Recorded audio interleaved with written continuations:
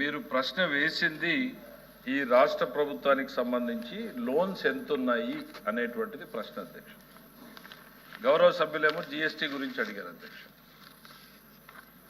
Connected కాదు, కానీ గౌరవ సభ్యులు అడిగారు కాబట్టి బ్రాడ్గా చెప్పాల్సింది ఏంటంటే అధ్యక్ష, 6 రాష్ట్రాల్లో 8 రాష్ట్రాలు దీన్ని వ్యతిరేకించాయనేటువంటిది మేము గర్వంగా చెప్తున్నాం అధ్యక్ష.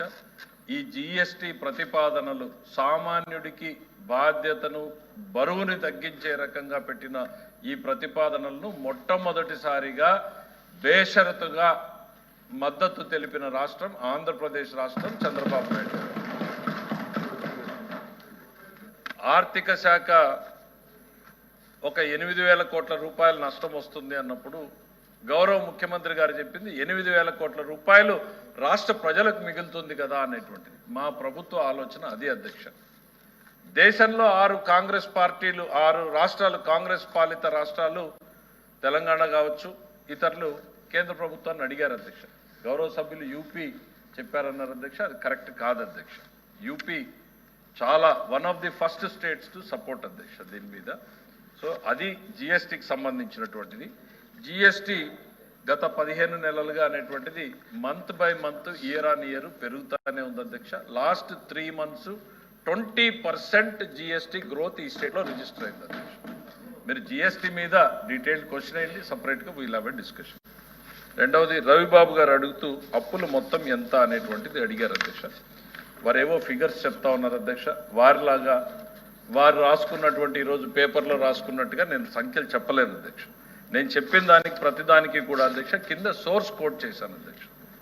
సిఏజీ ఆడిటెడ్ ఫిగర్స్ ఏవి, బడ్జెట్లో మేము అంచనాలు వేసినవి ఏవి, యాక్చువల్స్ ఏవి అనేటువంటివి ప్రతి దానికి వాల్యూమ్తో సహా నేను ఇచ్చిన ఆన్సర్లు. ఎందుకు అనంటే అథెంటిసిటీ ఉండాలి అనేటువంటిది సోర్స్ చాలా క్లియర్గా. ఏజీ ఫైనాన్స్ అకౌంట్స్ ఒకటి రాశాను అధ్యక్ష. వాల్యూమ్ 6 బడ్జెట్ ఇన్ బ్రీఫ్ ఒకటి రాశాము అధ్యక్ష. యాజ్ పర్ డేటా సబ్మిటెడ్ మేము పిఏజీకి ఇచ్చాము. ఇంకా కొన్ని ఆడిట్లో ఉన్నాయి లాస్ట్ ఫైనల్ ఇయర్, కానీ మేము ఇచ్చిన ఫిగర్స్ ఏవి అనేటువంటివి ప్రతి దాన్ని కూడా స్టార్ మార్క్ వేసి, హ్యాష్ మార్క్ వేసి, డబుల్ స్టార్ వేసి మెన్షన్ చేశాం అధ్యక్ష. ఎందుకు అనంటే అథెంటిసిటీ ఉండాలి. ఏ ఆధారాలు లేకుండా ఒక పత్రికలో రాసుకుని ఆ పత్రికను ఇక్కడ కోట్ చేసి దానికి నన్ను సమాధానం చెప్పమంటాం గౌరవ సభ్యులకి సరైనటువంటి విషయం కాదు అనేటువంటి చెప్పదలుచుకున్నా అధ్యక్ష. మేము వాళ్ళు అడిగినటువంటి ప్రశ్న ఏంటి అనంటే 25-26 సంవత్సరానికి ప్రతిపాదించిన మొత్తం రుణాలు మరియు ప్రస్తుత ఆర్థిక సంవత్సరంలో ఇప్పటి వరకు తీసుకున్న రుణాలు. మేము ప్రతిపాదించింది 79,226 కోట్ల 33 లక్షలు తీసుకోవాలి అనేటువంటిది మేము ప్రతిపాదించినటువంటి అప్పుల అధ్యక్ష. అంటే దాదాపు 80,000 కోట్ల రూపాయల్ని ఈ సంవత్సరం మేము అప్పులు వివిధ రూపాల్లో తీసుకోవాలి అనేటువంటిది, ఓపెన్ మార్కెట్ కావచ్చు, సెంట్రల్ గవర్నమెంట్ కావచ్చు, తీసుకోవాలి అని అనుకున్నది. ఇప్పటిదాకా తీసుకున్నది ఎంత అనంటే 35,305 కోట్ల అధ్యక్ష. కేవలం 35,305 కోట్లు. ఆల్మోస్ట్ వీఆర్ కంప్లీటింగ్ 5 months అయిపోతా ఉంది అధ్యక్ష. ఇది తీసుకున్నటువంటి ఫిగర్. వీళ్ళు చెప్తున్నటువంటి లక్షల ఫిగర్ల మీద ఎప్పుడైనా డిబేట్ కావాలి, డిస్కషన్ కావాలి అనంటే అప్రాపరేట్ ఫామ్లో రమ్మనండి అధ్యక్ష. ఈ రాష్ట్ర ప్రజలకు కూడా గతంలో ఏం జరిగింది, ఆర్థిక విధ్వంసం ఎట్లా జరిగింది అనేటువంటి దాని మీద కూడా ప్రజలు కూడా తెలుసుకోవాల్సినటువంటి అవసరం ఉంది. కాబట్టి తప్పకుండా ఆ డీటెయిల్స్ అన్నింటినీ కూడా పొందుపరుస్తాము అనేటువంటిది ఈ సందర్భంగా చేస్తున్నాం అధ్యక్ష. ఏ రాష్ట్రం చేయని విధంగా ఈ రాష్ట్రం అప్పులు చేస్తూ ఉంది అని అధ్యక్ష. నేను ఒకటి అడుగుతా ఉన్నా అధ్యక్ష. ఎఫ్ఆర్బిఎం అనేటువంటిది ఒకటి ఉంది కదా అధ్యక్ష, దాన్ని దాటి ఏ రాష్ట్రమైనా చేయగలదా అధ్యక్ష? ఏ రాష్ట్రం చేయని విధంగా మేము ఎట్లా చేస్తాం అధ్యక్ష? కేంద్ర ప్రభుత్వం ఆర్బీఐ వాచ్ లేదు అధ్యక్ష, కానీ గతంలో మీరు చేశారు.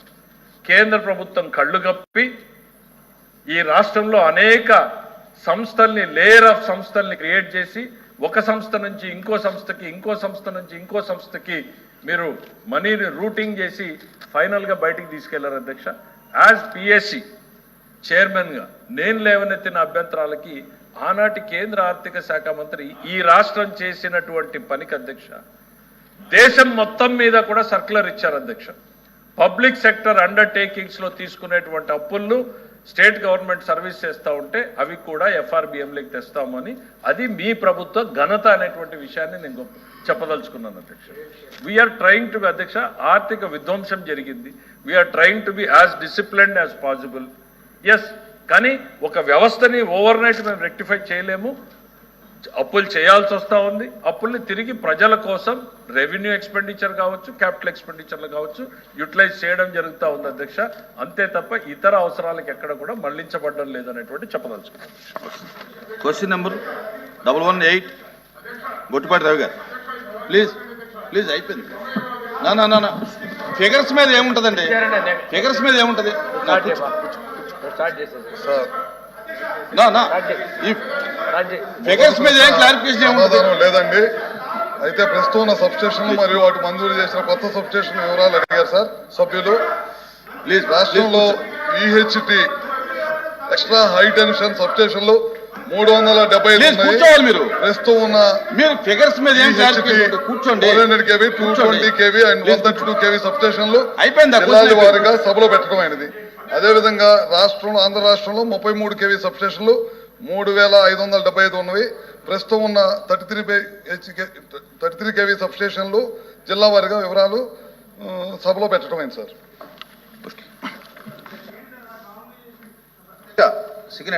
సిగ్నేటరీ ఓకే బేదార్ వచ్చింది కదా ఫస్ట్. అధ్యక్ష, గత ప్రభుత్వ నిర్వాహకం వల్ల 5 సంవత్సరాల్లో మనం చూసాం అధ్యక్ష, విద్యుత్ రంగం పూర్తి స్థాయిలో సంక్షోభంలో నెట్టబడి దాదాపు 9 సార్లు విద్యుత్ ఛార్జీలు పెంచిన విషయం అందరికీ తెలిసిందే అధ్యక్ష. దానికి సంబంధించి నా క్వశ్చన్ ఏంటంటే, దాదాపు రాష్ట్రంలో 33 kV కానీ 133 kV కానీ ఎక్కడ కూడా లేవు అధ్యక్ష. మరి మీ ద్వారా మంత్రి గారు నేను అడిగేది ఏంటంటే, అందరికి ఉపయోగపడే 33 kV కానీ 133 kV ఈ ఉప కేంద్రాలు ఏర్పాటు చేస్తారా? జిల్లాల వారీగా వివరాలు తెలపాల్సిందిగా కోరుతున్నాను అధ్యక్ష. రాజశేఖర్ గారు.